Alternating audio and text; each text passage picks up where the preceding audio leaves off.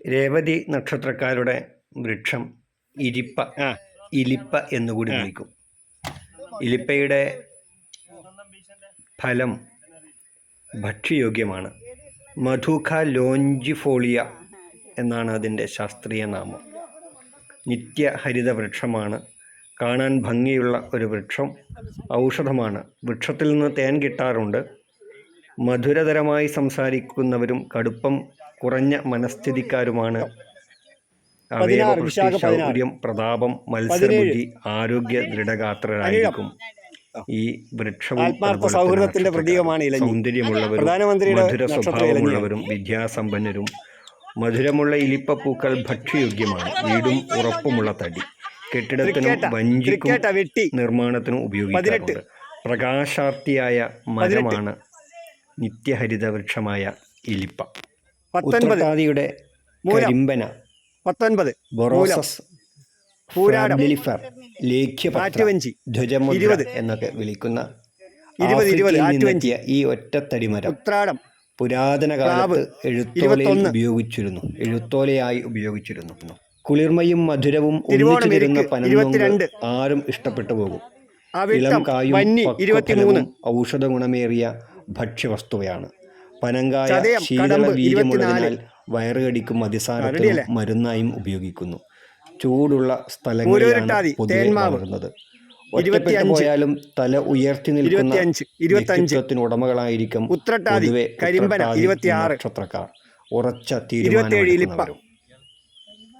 വീടിൻ്റെ തെക്ക് ഭാഗത്താണ് കരിമ്പനയുടെ സ്ഥാനം പറയുന്നത്. അതുപോലെ ഇലിപ്പ ജലാശയത്തിന് സമീപത്ത് നടേണ്ട പറയുന്നത്. കാഞ്ഞിരം നടുമ്പോൾ കഴിയുന്നതും ജലാശയത്തിന് സമീപം പാടില്ല എന്ന് പറയുന്നു. കാരണം കാഞ്ഞിരത്തിൻ്റെ വേര് ഇറങ്ങി ജലാശയം വിഷമയമാകാൻ സാധ്യതയുണ്ട്.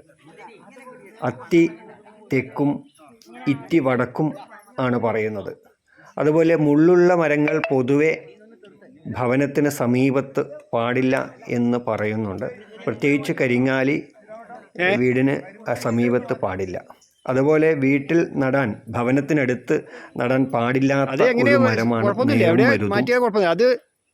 ആറ്റുവഞ്ചി. നീർമരുതും ആറ്റുവഞ്ചിയും ഇലിപ്പയും ജലാശയത്തിന് സമീപത്ത് നടാൻ പ്രത്യേകം യോജ്യമാണ്. എരുക്കും വീടിനടുത്ത് ഉത്തമമല്ല എന്ന് പറയുന്നതായി കാണുന്നു. കരിമ്പന തെക്ക് ഭാഗത്താണ് ഉത്തമം. ഉത്രട്ടാതിയുടെ തേന്മാവ് മാഞ്ചിഫെറ ഇൻഡിക്ക, നമ്മുടെ ദേശീയ ഫലമായ മാങ്ങ തരുന്ന ഈ വൃക്ഷം ഇന്ത്യയിലുടനീളം വളരുന്നു.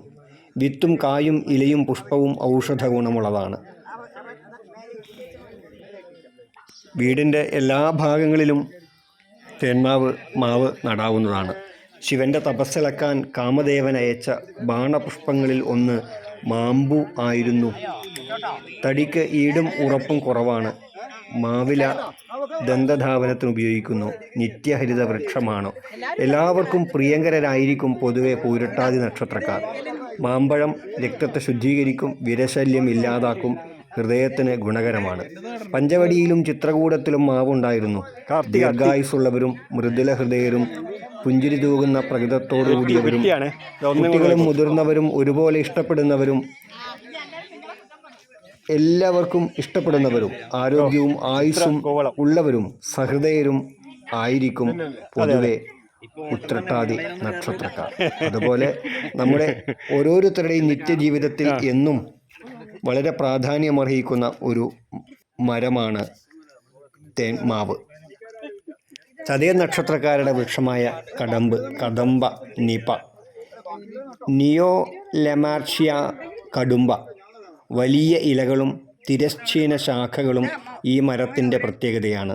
തൊലി, കായ, ഇല, വേര് ഇവ ഔഷധ ഗുണമുള്ളവയാണ്. നേത്രാശയ രോഗങ്ങൾ, വാതരോഗം, വേദന സംഹാരി, വ്രണങ്ങൾ ഉണങ്ങാൻ എന്നിവയ്ക്കെല്ലാം ഔഷധമായി ഉപയോഗിക്കുന്നു. കടമ്പ് വൃക്ഷത്തിൻ്റെ ചുവട്ടിലായിരുന്നു രാധ എന്നും കൃഷ്ണനെ കാത്തി നിന്നിരുന്നത് എന്നാണ് കഥ. അതുപോലെ കാളിയമർദ്ദന സമയത്ത് കൃഷ്ണൻ വെള്ളത്തിലേക്ക് ചാടിയത് കടമ്പ് വൃക്ഷത്തിൻ്റെ മുകളിൽ നിന്നാണ് എന്നുകൂടി പറയുന്നു. അവിട്ടം നക്ഷത്രക്കാരുടെ വൃക്ഷമായ വന്നി, പ്രോസ്പിസ് ജൂലിഫ്ലോറ, ഒരു കുറ്റിച്ചെടി കൂടിയാണ്. തൊലി വിഷഹരമാണ്, സ്തംഭന ഔഷധമാണ്, വയറിളക്കത്തിന് ഉള്ള മരുന്നാണ്, ചർമ്മരോഗങ്ങൾക്ക് ഉള്ള മരുന്നാണ്. നമ്മുടെ വൈദിക ചടങ്ങുകളിലൊക്കെ വളരെ പ്രാധാന്യം അറിയിക്കുന്ന ഒരു ചമത കൂടിയാണ് വന്നി. വന്നിത്തണ്ടും അരയാൽത്തണ്ടും ഉരസിയാണത്രേ ആദിയിൽ അഗ്നിസ്ഫുലിംഗമുണ്ടായത്.